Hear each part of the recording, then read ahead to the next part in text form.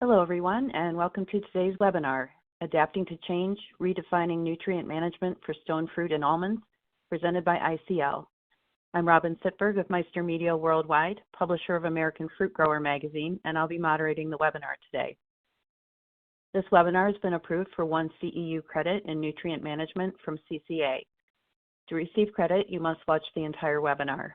There will be a QR code at the end of the presentation that you can use to submit your credits.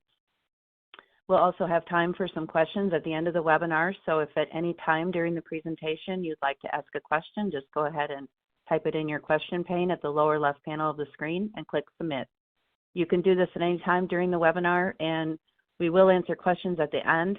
However, if a relevant question pops up at the time it's being talked about, our speakers are going to try to answer those too. Before we begin, I'd like to introduce today's speakers. Christi Falen is ICL's Agronomy Technical Services Manager for the Pacific Northwest and California.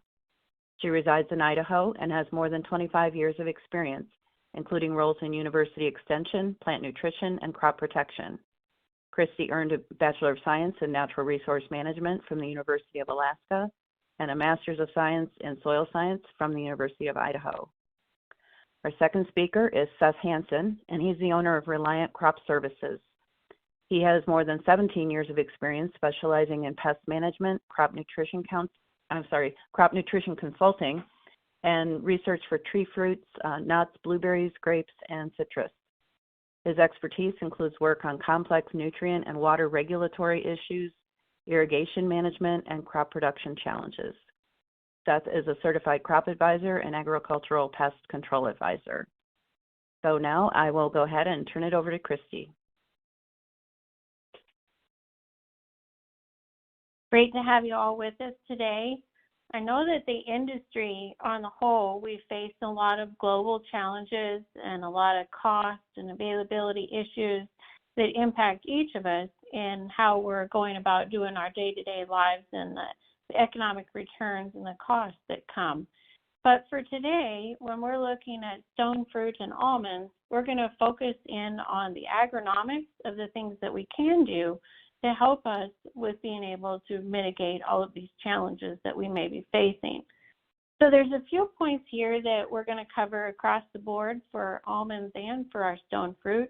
One of those being increasing nutrient use efficiency, not just with nitrogen, but across the board for all of our different nutrients.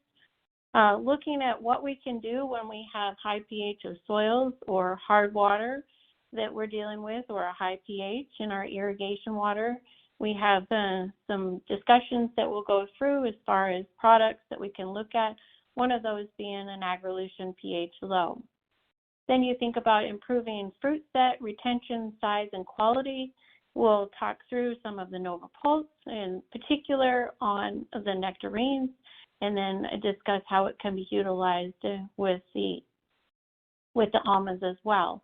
And then when we look across both crops, we can also look at what we can do to improve that mineral nutrient balance, especially increasing our calcium availability and our fruit quality. So we'll talk about polysulphate from that aspect. With that, we're going to start with stone fruit and the nectarines, and Seth is going to cover those for you for today. Thank you, Christi. Yeah, so stone fruit is a very interesting and intensive crop. We're constantly trying to balance the growth of the tree, the vigor of the tree, with that crop that we're trying to produce. And like Christi mentioned, we're always trying to enhance the fruit set and retention, of course, because you have to have that productivity. You have to have that box count in order to make it. But in addition to that, you've got to maintain fruit quality in order to get the price, in order to really get the boxes you want and survive as a stone fruit grower these days. You really want to hit the bricks, the fruit firmness, and especially the size in order to command top dollar for your crop. On the next slide, give me just a moment to advance it. take a look at the nectarine fruit development stages. Really, as we talk about this first stage of fruit development, this is one of the most critical times for fruit development. This is where pollination and fertilization or fruit set occurs. This is where a lot of the parameters of fruit quality are really set up for the season.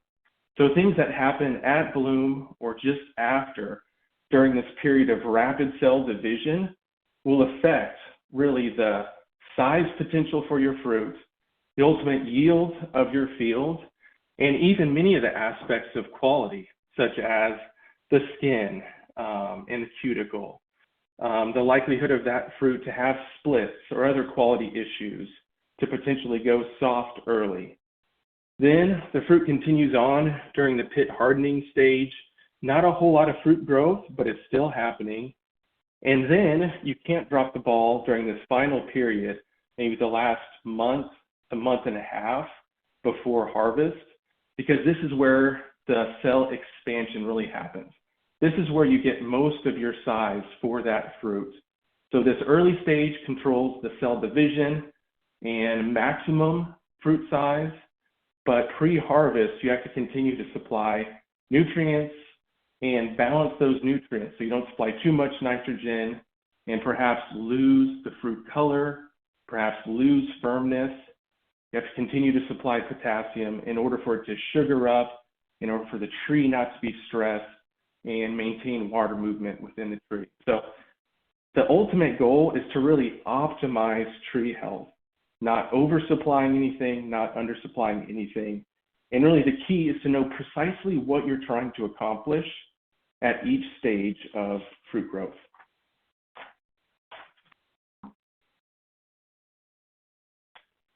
Christi, I'll turn it back to you. So as we start to think about how we're going to design the different trials and set this up, when Seth and I were talking through it, we have our thought process that we know we need to do, the right time, right source, right place, and we start thinking about what can we do. If we're starting off here in this example, you can see there's starters, there's some for crop finishing, there's some we do for vegetative, and then there's others that we would do for fruit set and reproduction. So what we were after on the nectarines, in particular, the two that we were focusing on with the Agrolution pH low was the 15-6-27 with the 3.3% calcium that you see there on the bottom, for making sure that we had the nutrition we needed on especially the potassium and the calcium as we were going through that fruit set and reproduction. And then we also utilized the 6-31-31 as we were looking at finishing that out, that crop out for the year. Now, part of the reason that we picked these is they have trace elements in them as well. So they've got a little bit of boron, copper, iron, manganese, moly, and zinc. So we have that baseline that came with them. In addition to that, we wanted to do the Agrolution pH low because, as I mentioned in the beginning, when we have issues with our soil pH being higher, our water being higher in pH, and or having a lot of calcium in it, magnesium, other things that are causing it to have that hard water, then not only do we have potential for incompatibility with different fertilizers, but we also can block our emitters through our irrigation system. So we see this picture on the top left, as we are not having good distribution of water, obviously we're not having good distribution of nutrients. So then that's really influencing our nutrient use efficiency and our water. So then we're impacting our yield. Then we think about if we want to combine calcium with something else. This diagram on the bottom left is actually one of our products called Novapec acid in combination with calcium is the one that's clear on the left side. So we need to think about what products we can utilize that are going to help us the best. So that's part of the reason we picked some of those. The additional product that we picked for the Nectarine trial is a product called Nova Pulse. And we did this as a foliar at fruit set.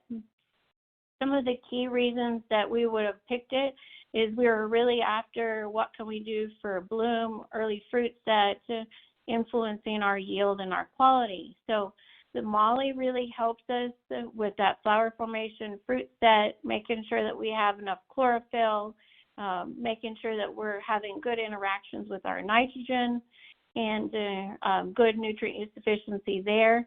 And then along with that, and having the cobalt in there and a cross-section of nutrients, you can see that it's got P and K, sulfur, magnesium, copper, and zinc all in it. So a nice cross-section that we had. So that's kind of the background of why we picked some of the products that we did. And I'm going to let Seth go through some of the trial results with you.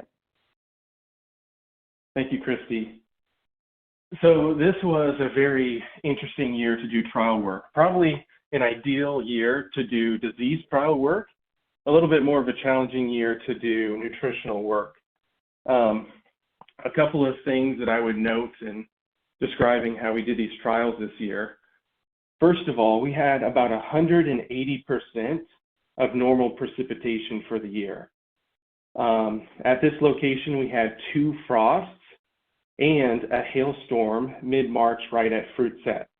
So it's about as challenging as you can get in terms of doing a nutritional study, wanting to get yield data, wanting to have, a full crop on the tree to really see how nutrient demand and supply affects that crop. But I think we still got some valuable data. So the location of this field of nectarines, this is a summer flare 27. That's a yellow nectarine mid-season harvested around June 29th. It's on a sandy loam soil with generally slightly elevated pH, around 7.5 or so, with definitely some sandy streaks running through the field. So this is Tulare County, summer flare 27. This trial, the field where it's located, we hoped to get a drip irrigated field, and that just wasn't possible this season. So we used a furrow irrigated field and simulated the best we could a fertigation event. So the materials, as Christi mentioned, we had a control with no treatments. We had a grower standard, which was basically compost and SOP to supply potassium, and then a couple different rates of Nova Pulse, and that's the product with the cobalt and moly, and that was applied at fruit set. I think it went on just before the hailstorm in mid-March. So an 8 dry ounce rate and a 16 dry ounce rate. Then we had several treatments where we were testing the fertigation of 631-31 or 15-6-27. And I believe we did about 8 simulated fertigations with those 2 products. You can see here is a photo before the tree started to bloom. I think this is a shot of some of the SOP growing out on the grower standard plots.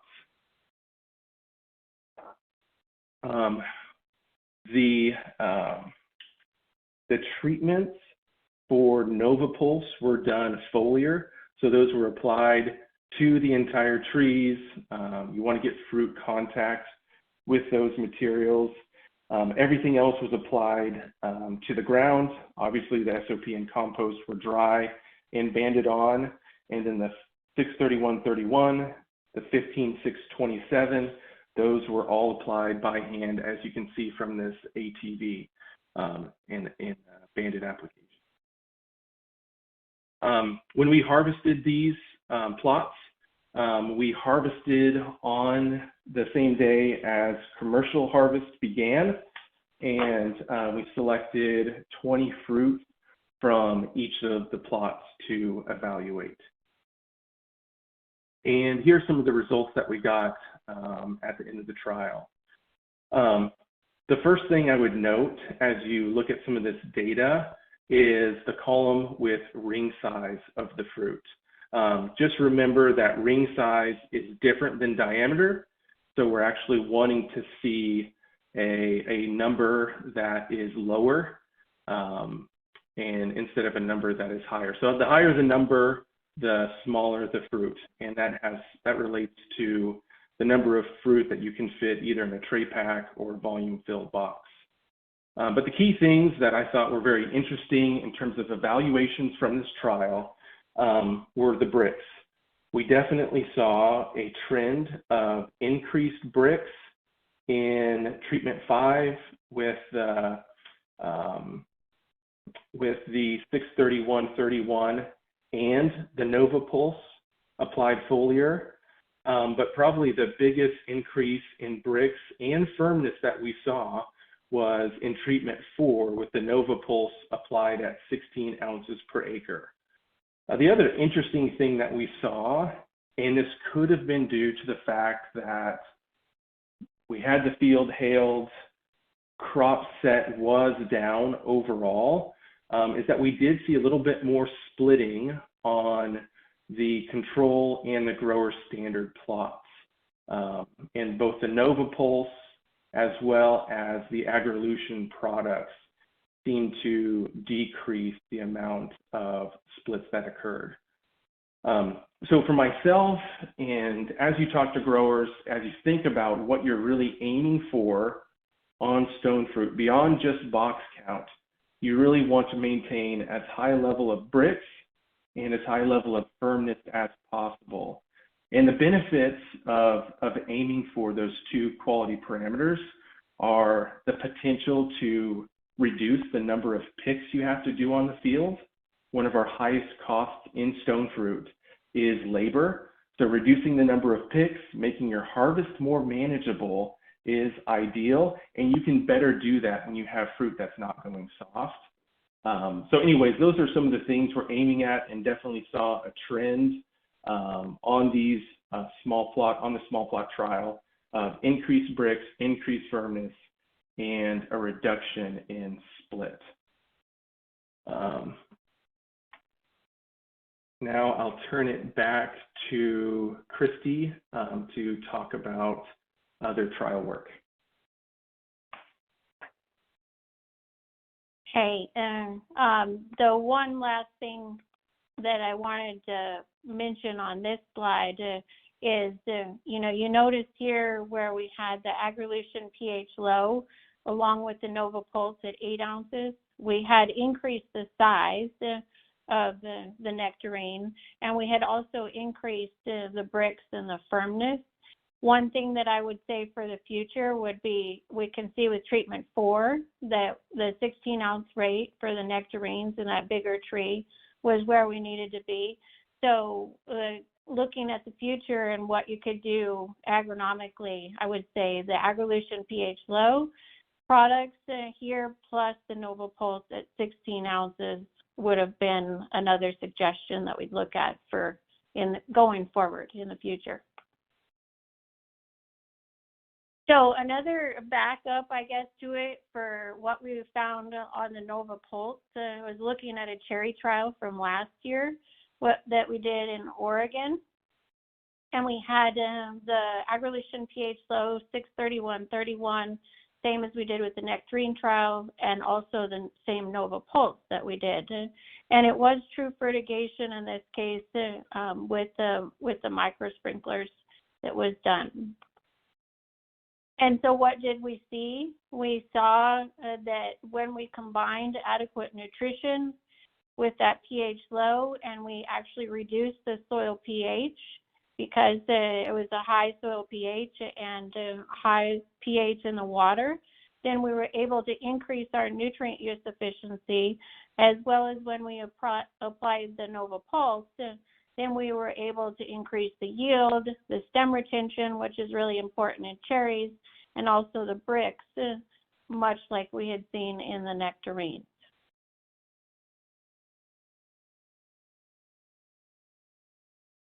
So then we start thinking through what are the other options we could do? One of the other points that I started off with is what can we do for balanced nutrition overall, and in particular helping with calcium uptake, because we know that we have to have adequate calcium in order to have good cell division, strengthen the cell walls, and have that quality.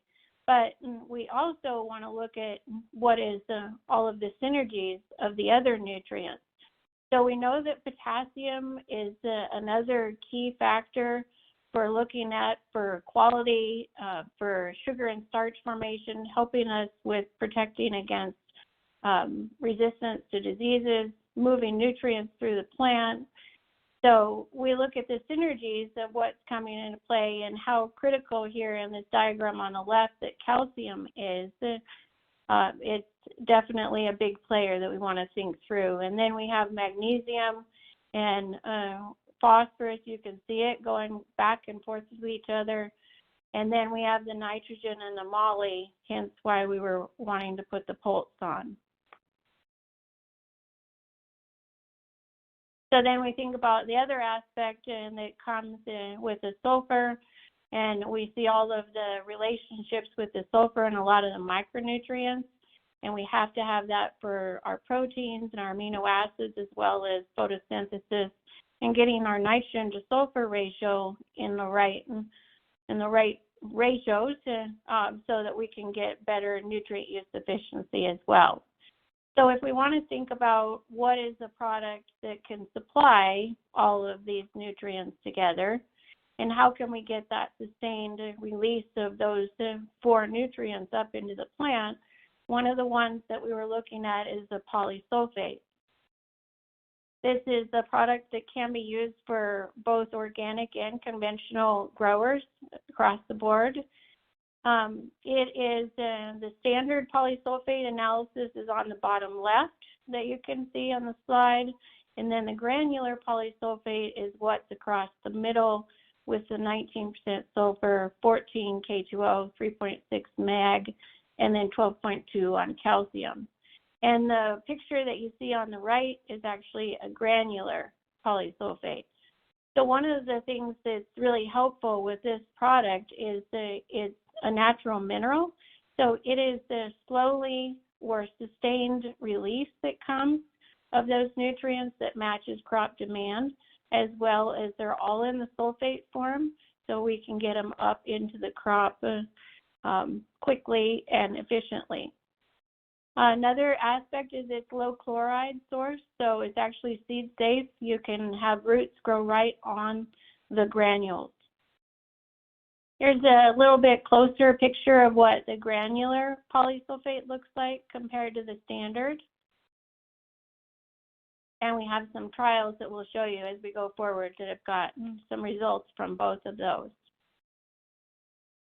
So if you look at the polysulphate on the left side here, you can see the sort of the teal or aqua portion is what's taken up by the plant in comparison to KCl or SOP on the right. What's left in the soil or the residual component is the yellow, so it's larger with polysulphate. And then the portion that is leached or not available for the plants for the future is less as well. So when we're thinking about what we can do for agronomically and environmentally, this is a good choice for us to consider.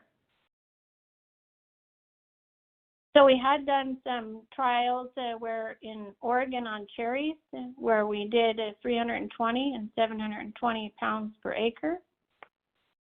And here we see the results where our yield with our polysulphate at the 720 pounds was significantly higher than the control or the grower standard in that case. So we're seeing an increase in the yield that came across the board for those crops. So now let's look at it from the next aspect. Now that we've kind of laid the groundwork on the polysulphate, one of the ones that we picked for the trial on almonds. So I'm going to let Seth discuss some of the background on almonds for you. Thank you, Christi. I might take just a moment A question came in about the Nectarine trial and running statistics on it. Yeah, we did not have a statistical increase in size or bricks. It was a trend of increasing with some of the treatments. And I think that's largely for this trial explained by the weather that we had this year. So having a stone fruit field with plenty of vigor, a lot of our trees came out very healthy this season, very strong after all the rains, as well as having frost and hail, so a reduced fruit set. I'm not terribly surprised that we didn't see a huge difference in size. But just note that the size difference we do see, the lower the number, that means it's larger fruit size. So we did see some trends there that we thought were interesting. There was one other question about using plant sap. We did not use plant sap analysis for determining any foliar levels. So I thought I'd answer those real quick before moving on. So almond challenges and opportunities, like Christi mentioned at the very beginning, obviously we're in a global market and there have been significant challenges in the almond industry for the last several years. And so with that being the case, growers and agronomists have had to get as creative as they can in trying to figure out how to manage their input costs and still maximize their yield. And as we think about these trials and some of these potassium products and even the moly and cobalt products, some of the keys I think just stand out are enhancing fruiting positions. I would say it's very well established. A lot of trial work has been done in California that while it is a little bit difficult to get a kernel size response to potassium fertilization, there's definitely a very strong correlation between being deficient on potassium and starting to see things like increased mortality on fruiting spurs and a reduction in flowering on live spurs after experiencing potassium deficiency.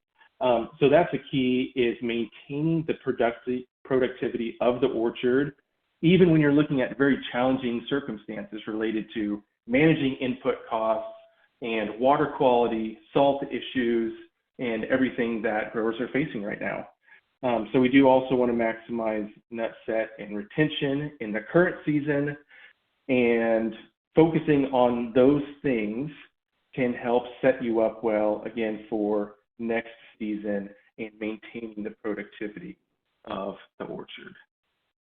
So if you've been working in California in almost any major crop, or especially in almonds, you've probably seen this chart from the Fertilizer Research and Education Program. This is a very helpful site that you can go to just to see some of the basics about nitrogen, potassium, boron demands for almond crops, some of the key timings.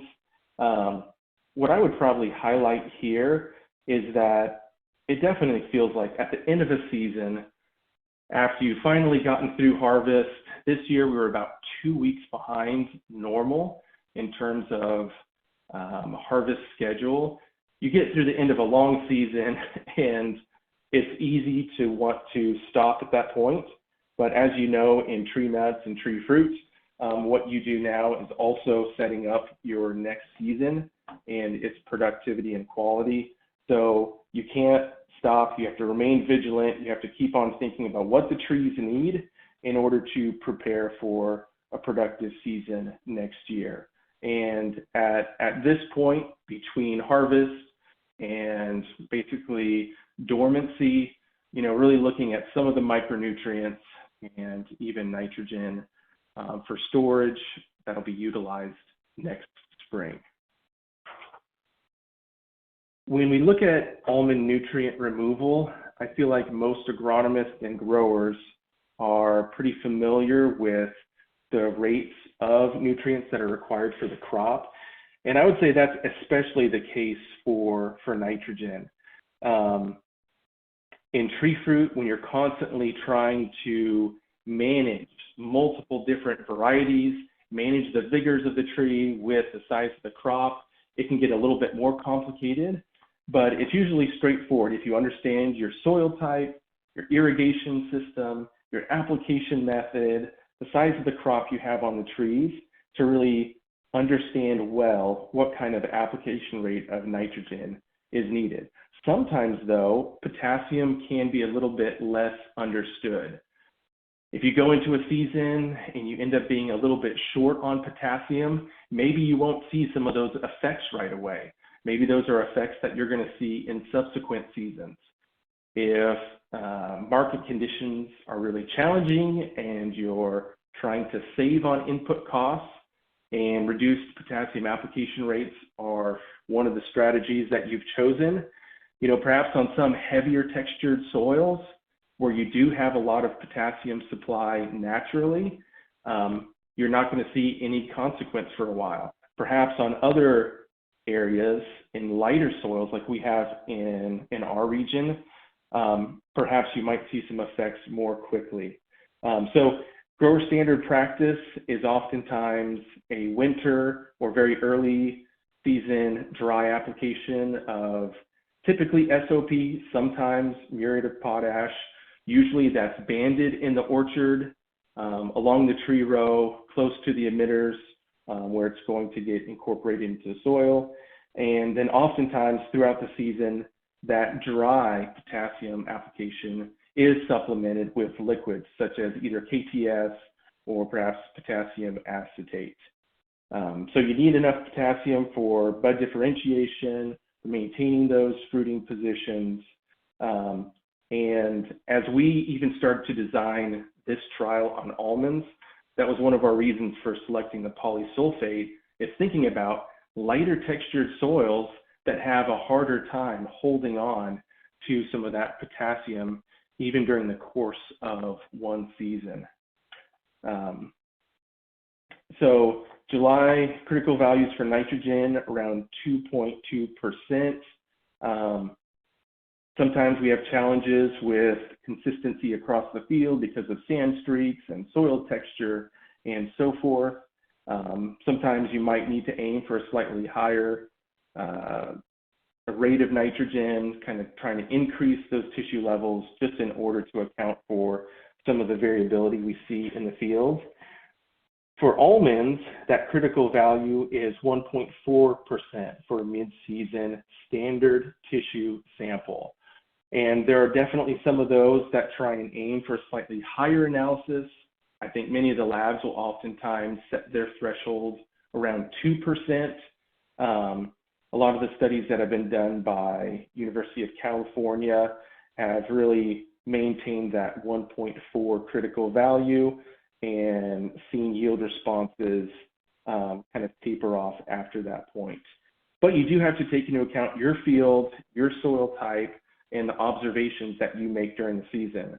And as I think about this winter and even a product like polysulphate, one of the questions you have to ask when you're on a lighter textured soil is what happens if you make a December application of SOP or MOP, and then you get another 12 inches of rain on top of that by April, and then perhaps maybe another 12 inches of irrigation water on that by May. What's the potassium supply going to look like after that point? So the almond trial, just a slight correction, this was in Fresno County, west of Parlier. Sandy loam soil, and I would emphasize the sandy part, almost more of a loamy sand. 7 years old, not quite to full production yet. And for these treatments, the grower standard of SOP as well as the polysulphate were banded along the tree row. This field has a dual drip system, so the SOP and the polysulphate were banded just below those drip lines so they could be incorporated. Foliar, we made about 5 foliar applications of these products, either the potassium nitrate on the grower standard or the Nova Peak or High Peak. And somewhat similar to our conditions in the Nectarine trial, it was a very wet, very cool spring. I think from what I'm hearing and seeing industry-wise, the almond production has been down about 20% or so this season. And I would say that was reflected some in this orchard as well. Depending on where almonds are located, sometimes they had higher production this year, or they maintained their average production, but many were down. And that was certainly the case with this orchard. And we didn't even see that really until about that stage of net set. So our treatments for grower standard, we used about 300 pounds of SOP, as well as multiple applications of potassium nitrate foliar. For the polysulphate treatments, we applied about 1,000, just over 1,000 pounds, along with 5 foliar treatments with either potassium nitrate or Nova Peak or High Peak. Excuse me. So early season tissue analysis. Standard for potassium tissue analysis is definitely in July. It can be challenging once you get to July to pull tissue analysis if growers are already starting to try and dry down the orchard and the tree starts to get a little bit stressed as you're trying to push that whole split in that first almond variety. Excuse me, either nonpareils or independents. These were nonpareils, but we definitely saw a trend of increasing potassium concentration from the control and the grower standard all the way through the polysulphate treatments. And that difference trended around 1/3%, which was significant. We evaluated along the way after foliar treatments for any kind of phyto. I just put this set of photos in just for a visual. After multiple applications of the High Peak and Nova Peak, we didn't have any kind of phytotoxicity. On a few of the plots where we applied potassium nitrate, especially after one of the early treatments where we went at a 50 gallon per acre rate, we did see just a little bit of tip burn, which you can see there on that center leaf on the left photo, but it wasn't real significant. Okay, so yields in kernel weight. Between treatments, we did not have a statistically significant difference in yield. As we got to harvest, we basically took yield measurements, so weights from individual almond trees across all the plots. They were shook with standard equipment, swept, windrowed, and then picked up by the almond harvest company, and then we caught those from each tree. So very time-consuming process, but that's kind of what we had to do with it being a small plot trial this year. So not a real significant difference between yield per tree. We were anywhere between 62 and 65 or so pounds per tree. We did see a little bit of increase in kernel size, especially with that Nova Peak treatment. But again, that was not a statistically significant difference between treatments. Now I'll turn it back to Christi to talk about last season's almond trial. Yeah, great. So, we see from what Seth saw this year, a lot of precip that came this year, and we didn't have significant differences. Wanted to look at a couple of other years of trials in almonds with polysulphate to give you a little bit of a background to showcase what that sustained release of those nutrients can do for you. So the grower standard practice, looking at SOP in the fall, 300 pounds.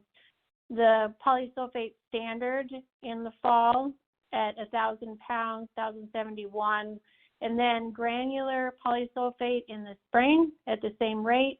And then in the spring, a standard polysulphate reduced rate down with a little bit of a SOP that went along with it. So when we looked at those across the board, we have to start looking at, as we talked, cost and what we're at there is important, and then what can we do agronomically to help sustain the health of the trees, increase our nutrient use efficiency, and ultimately help with the dollar return.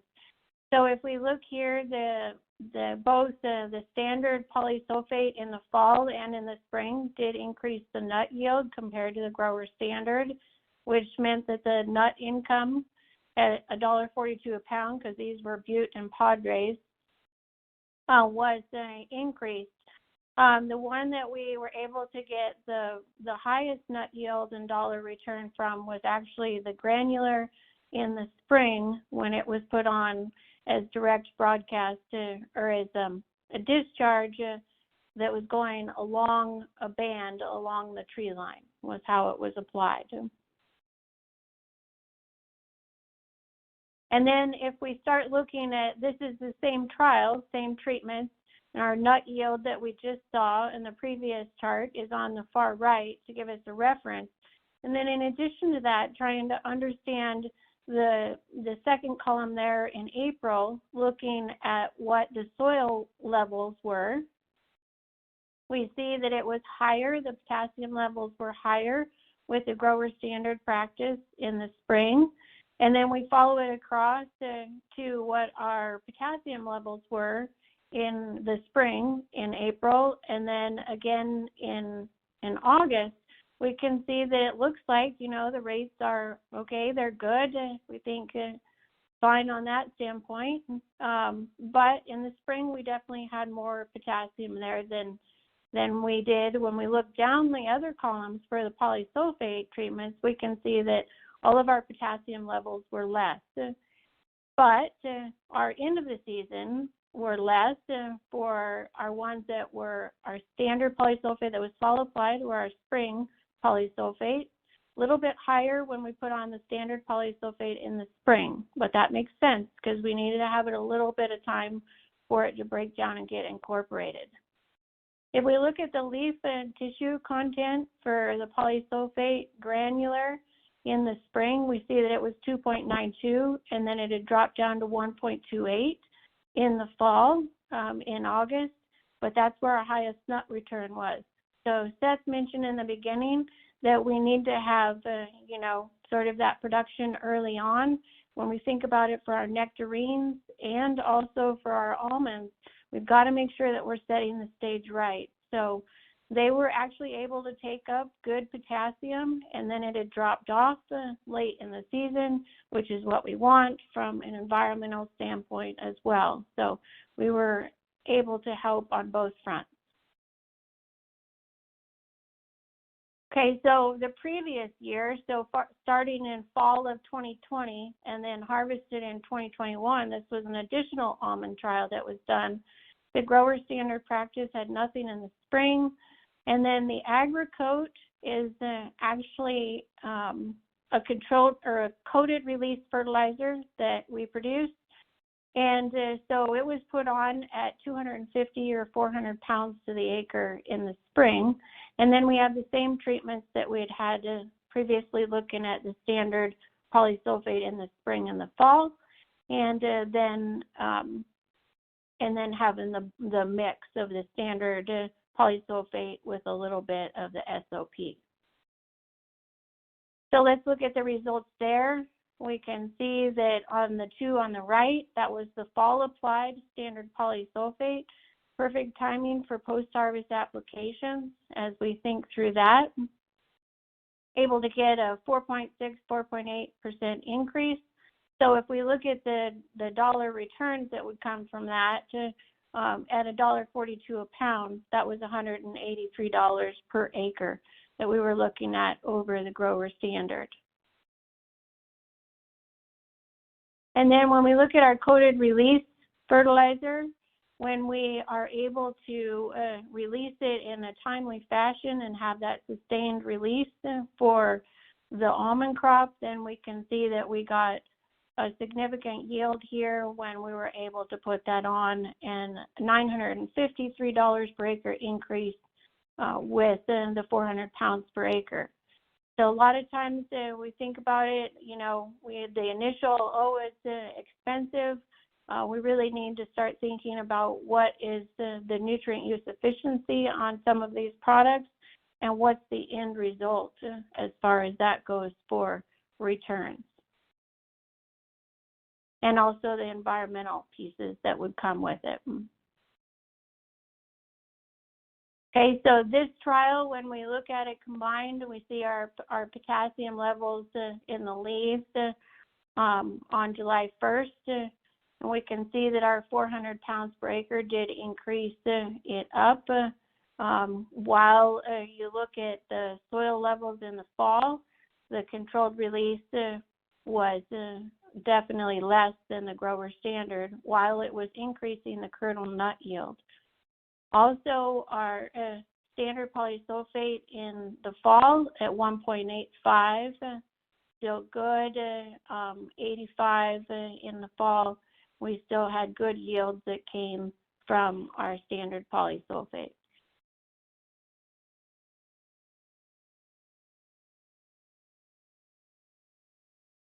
Seth, I'm going to let you start off here on some of our summary for the stone fruit.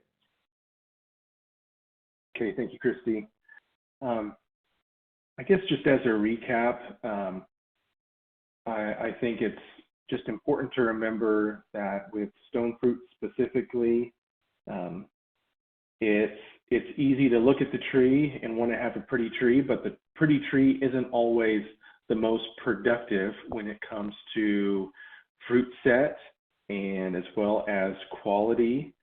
And beyond just nitrogen, we have to be looking at other nutrients and really the critical timing when those need to go on, or perhaps the times when you need to be doing monitoring to ensure that your levels are adequate. Certainly fruit set is one of the most critical times for peach, nectarine, as well as plums and pluots.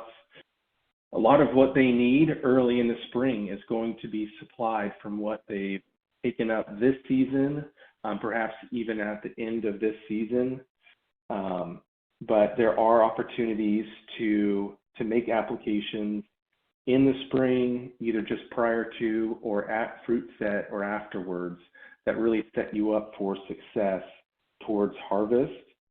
And it's certainly true that fruit trees need potassium, calcium, magnesium, and that polysulphate is an interesting material that can help supply some of those requirements.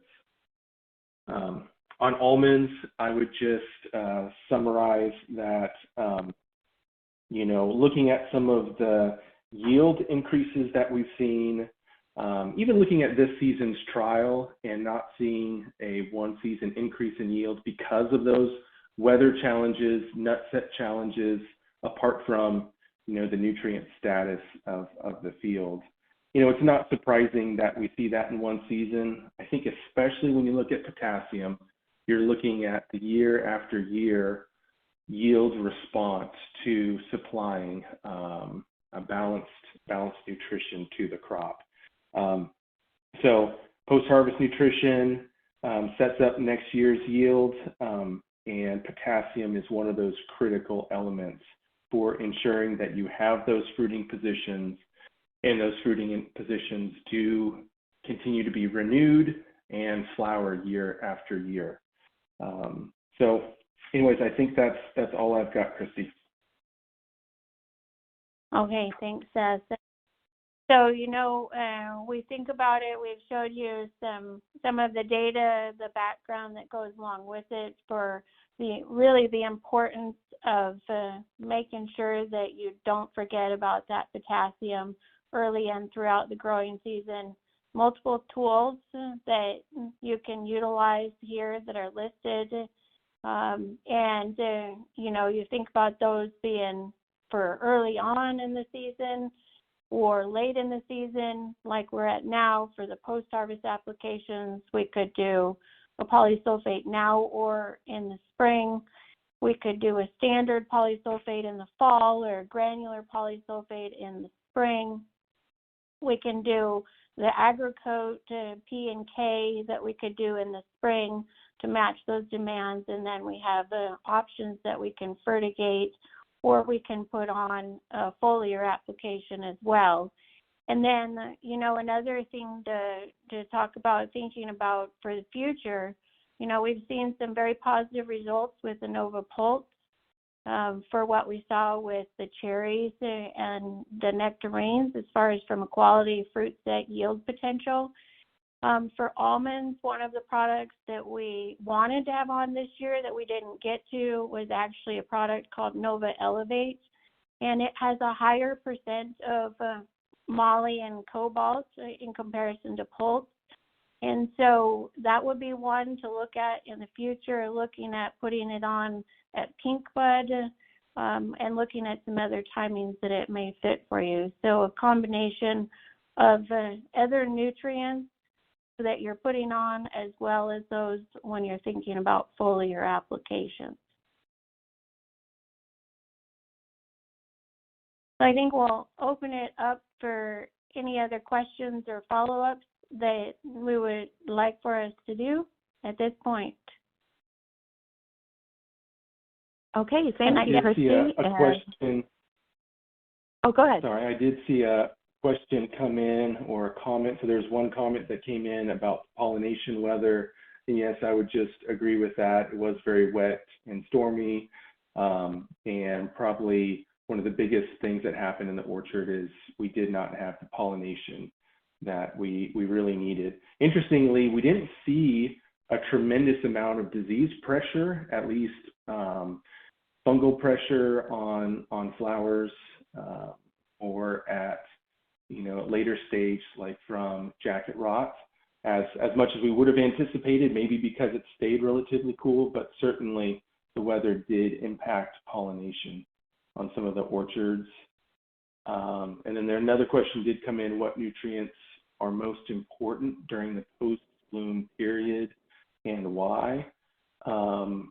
Yeah, so that's a fairly broad question, but there's a lot of nutrition that's important. So post-bloom, you're starting to make nitrogen applications, perhaps some more potassium is going to go on. Oftentimes post-bloom, on your average field, you might be giving it a shot or two of zinc. And then the rest of it would kind of be dependent on previous soil sampling, your productivity level of the orchard, what kind of crop is setting, and then looking towards perhaps mid-April when you're collecting your early season nitrogen tissue sample. Okay, this is Robin again, and I will go ahead, and we've gotten a couple more questions, and I'll go ahead and ask those. Christi and Seth, you can just jump in and answer. One of the questions we got was, do you advise a polysulphate application post-harvest or a polysulphate plus MAP application? So I'll take the first stab at that. I would do the polysulphate application by itself in the fall. If you need to put something else on and you need a phosphorus source, or you need a little bit of nitrogen, it's going to depend on what else that you need for that tree. But the initial one that Seth put up, thinking about for almonds, the N is a focus. But I would say that the potassium would be another focus when you look at the CDFA, that they don't always set the standard there, that you need to make sure that there's potassium there and calcium that's available for the tree for this year to set the fruit for next year, whether you're talking fruits or nuts.